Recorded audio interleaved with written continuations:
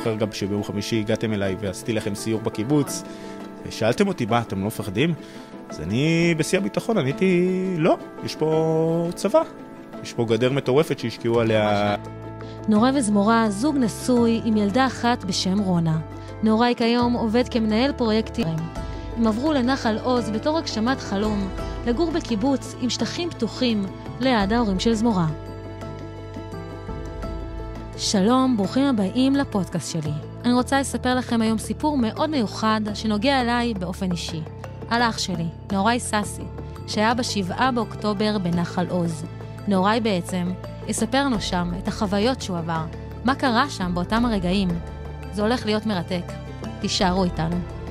זהו, היום אנחנו מוגדרים, אני קורא לזה מוגדרים, כי ככה מגדירים אותנו, כמפונים. אנחנו היום גרים במושב נסרים, בהרי ירושלים, מקום מדהים. וזהו, אנחנו שם כבר שנה אוטוטו. נחל עוז היה מקום מדהים בשביל נוראי וזמורה. כל הטוב הזה, זה היה באמת כאילו בשבילנו גן עדן. איך מישהו הגדיר את זה יפה, זה 99% גן עדן, 1% בית מלון. כאילו מפנים אותך ואז אתה חוזר חזרה. נוראי וזמורה היו ב6 באוקטובר בארוחת ערב אצל ההורים של זמורה, שגרים בעלומים מרחק הליכה מנחל עוז. נוראי וזמורה חזרו דרך השדות לישון בביתם החדש בנחל עוז. זהו, חזרנו באמת דרך השדות, בדיעבד כל השטחים שם היו מלאים במחבלים, עברנו דרך השערים האחוריים של הקיבוץ, גם של העלומים וגם של נחל עוז, ומשם הייתה את הפריצה העיקרית כביכול של המחבלים. נחל עוז זה הקיבוץ הכי קרוב לקו ראשי, קו בתים ראשון בעזה, זה ממש עניין של 800 מטר בין בית לבית, זה ממש קרוב. ואז הגיע 7 באוקטובר, 6:30 בבוקר. היה פשוט מטורף, היה רעשים, גם אזעקות וגם בומים, ולא באמת הצלחתי באותו רגע להבין מה קורה.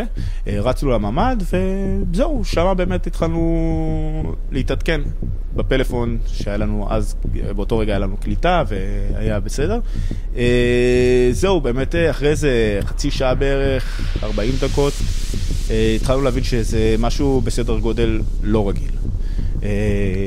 התחלנו לשמוע רעשים של נקל, של נשק קל, שזה גם קלאצ'ים ובומים שהם לא פצמרים. עדיין לא הבנו שיש חדירה של מחבלים לתוך המדינה.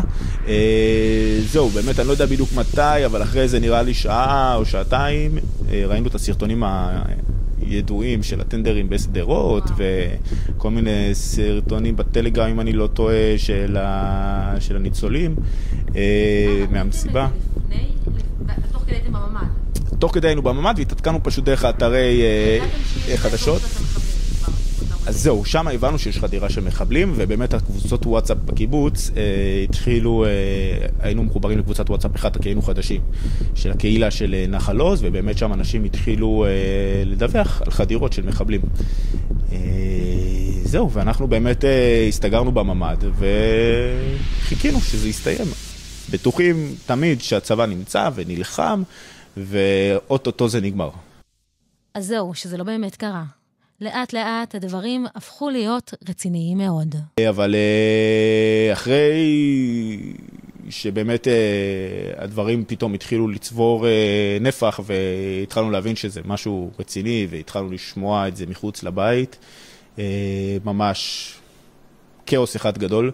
גם אחרי זה היה פתאום ריח של שריפה והתחושה בתוך הממ"ד שזה חתיכת בטון אטומה סגורה, היא הייתה מאוד מאוד מאוד מאוד מלחיצה. בגלל השעות הארוכות בממ"ד, בחוסר אונים, השירותים היו צריכים להיות מולתרים. לא יכולנו לצאת לשירותים, אז עשינו את הצרכים בתוך הטיטולים של רונה, כן. זה היה בסדר, כאילו לא כזה נורא, אני אומר מזל שהיה טיטולים ולא היינו צריכים לפספס נקרא לזה, במכנסיים. וזהו, ועכשיו אנחנו בממ"ד, לא אפשרות לצאת, כי תמיד אומרים לנו לסגור ולא לצאת, כאילו תמיד האמירה הזאת חוזרת של הכיתת כוננות ושל האנשים שחראים על הביטחון בקיבוץ. זהו, אני הייתי חמוש, יש לי אקדח, שנים יש לי אקדח, אבל לרגע לא עלתה לי מחשבה לצאת החוצה, כי יש לי את רונה ואת אשתי זמורה. אמרתי, אני לא משאיר אותם לבד. היד של נהוראי תמיד הייתה בחוזקה על דלת הממ"ד. זהו, באמת תמיד הייתי על הידית של הממ"ד. מי שמכיר ממ"ד, הוא לא ננעל. ממ"ד הוא נאטם. אם נועלים ממ"ד, אז זה מאבד מהאפקט של האיתום של הממ"ד. אז אין את האפשרות, אין בריח לממ"ד, יש רק נעילה, רק נעילה של איתום. אוקיי. זהו, אז כאילו מי שמגיע מהצד השני יכול לפתוח, וגם מי שבפנים יכול לפתוח את הממ"ד. אז אני תמיד הייתי על הדלת של הממ"ד, החזקתי את הידית, באמת שאם חס וחלילה מישהו ינסה לפרוץ. ברגע שנהוראי התחיל לשמוע קולות וצעקות בערבית, הוא הבין שזה מלחמה לכל דבר. ובשהו שלב, איזה כמה שעות אחרי, באמת התחלנו לשמוע צעקות בערבית, מחוץ לבית, של מחבלים שמטיילים לנו ממש, כאילו מחוץ לבית, על הגדק, ושם באמת כבר התחלנו להרגיש מצוקה אמיתית, התארחתי גם את האקדח וזה, הייתי עם כדור בקנה, ותמיד הייתי על הדלת, והתחלתי לייצר לעצמי מחשבות, מה יקרה במידה ו... אז באמת אמרתי, טוב, אם הם מצליחים לפתוח, אז אני כאילו מסיח את דעתם, נותן כדור ראשון, ממש נכנס ללחימה, כי אין שום מצב בעולם שחוטפים אותנו, שלוקחים אותנו איתם ביחד. אחרי כמה שעות שהם היו בממ"ד, הרעשים שהיו בחוץ הפכו להיות ממש בתוך ביתם. לא הבנו בהתחלה כל כך מי הם אלה שנכנסו לנו הביתה, והתחילו להזיז שם ממש רהיטים, להפוך, לא יודע בדיוק מה הם חיפשו. כן, וזהו, אחרי באמת מספר דקות הגיעו לנו לדלת של הממ"ד, וניסו לפתוח אותה, ואני מהצד השני מתנגד. זה היה כאילו ריב כזה על הידית, מורידים, אני מעלה, מורידים, אני מעלה, והם הבינו שיש מישהו מעבר לדלת. ואז הם עושים לי במבטא נורא כבד בערבית, זה צה"ל תפתח. עכשיו, אני זיהיתי את המבטא, ידעתי באמת שזה לא צה"ל, וגם צה"ל לא מתנהל בצורה כזאת, אז החזרתי להם בשאלה, איזה גדוד אתם? והוא לא ענה לי כמובן לשאלה, הם עשו לי כמה אתם בחדר, ואני אמרתי להם, אנחנו פה 2 עם תינוקת, כאילו ממש היה לנו דו-שיח בינינו. הם ניסו לשחק אותה, כאילו עם ישראלים. הם ניסו, כן, הם אמרו שבהתחלה היה שהם צה"ל, אז כאילו הם ניסו שנפתח להם את הדלת של הממ"ד, והם ראו שאני לא פותח, ושאני לא מתכוון כאילו באמת להיכנע, אז הם כי למה פתחת? כי הבנת שהם דיברו? אז זהו, הם דיברו בערבית אחרי זה. הם הבינו שאני לא הולך לפתוח, הם דיברו בערבית ביניהם.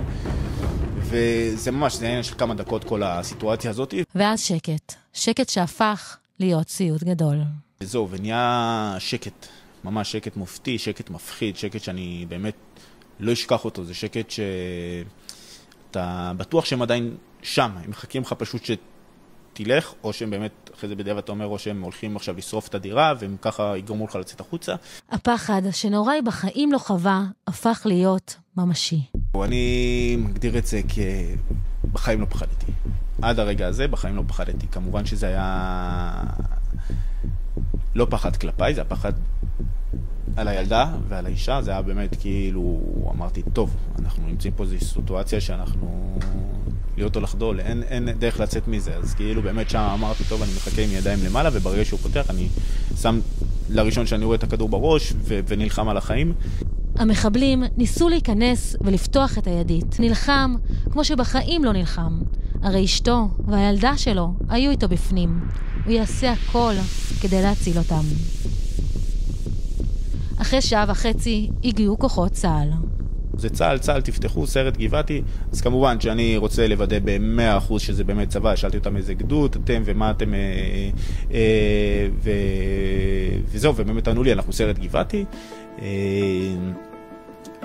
וזהו, פתחתי את הדלת, ואיך הגדרתי אותם? המלאכים בירוק.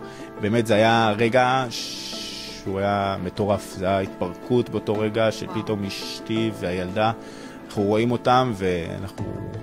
זו הרגשה שמאוד קשה לי להסביר אותה, אבל היא מטורפת. כן. למרות שנהוראי וזמורה ניצלו, הם איבדו את השכן שלהם. השכן שלנו, לבנה, שהוא גר מולנו, נכנסו אליו הביתה, בן אדם מבוגר בן 70, שהוא נרצח בדירה. המחבלים המשיכו לשכנים ולבתים הקרובים. נהוראי וזמורה היו כבר 18 שעות בממ"ד. אז באמת הם הגיעו ב-12 בלילה, כוח של מגלן הגיע והעלה אותנו על אמרים, ופינו אותנו לאזור מבטחים, שזה המוסך של הטרקטורים של הקיבוץ. אזרחים רבים התפנו, חלקם עיכלו את מה שהיה וחלקם עדיין לא מעכלים. אני מאמין שהקלתי את זה, כן, ואנחנו לא היחידים שחווינו את זה, חוו אותנו לצערי עוד המון מאזרחי מדינת ישראל. אז לקח לנו זמן, כאילו אנחנו התפנינו מהקיבוץ למלון, אני הייתי חייב להתגייס למילואים. נוראי לא נח אחרי התקרית וישר התגייס למילואים. לא היה לו את הזמן עם אשתו והילדה, והוא ישר רץ להגן על המדינה שלו. אז אני באמת אחרי 4 ימים שהייתי במלון עם אשתי ועם רונה, ועם ההורים שלה שגם התפנו בסוף, הייתי איתם שם 4 ימים והבנתי שאני צריך להתגייס ביחד עם הצוות. אז באמת ראיתי שהכל בסדר, שבמקום טוב, וקיבלתי ברכת הדרך והלכתי למילואים. הייתי שם 4 חודשים. כמובן שזה לא היה רציף, זה היה 4 חודשים, כאילו נתנו לי לצאת יחסית הרבה, אז עדיין הייתי איתם שם. וזהו, לאשתי, לזמורה באמת היה קצת קשה במלון. זה עדיין מלון, וחדר 20 מטר רבוע זה מאוד בדיוק, וזה לא הבית, זה מאוד מאוד קשה. אז באמת בזמן שהייתי במילואים גם דאגתי באמת למצוא דירה בנס הרים במקום שגרנו בו לפני נחל עוז, ואחרי 1.5 חודש שהייתה במלון מצאנו דירה. וזהו, עברנו לדירה, באמת, אז אני חייב לציין שאנשים מדהימים, עם ישראל באמת בא וכאילו היה שם בשביל לעזור לנו. אז תודה רבה לכם, המאזינים היקרים, שהקשבתם לנו עד כה. תודה לאחי הגיבור נאורי, המשפחה המדהימה שלו, והסיפור המצמרר שלו. שרק נמשיך להיות עם חזק ומאוחד.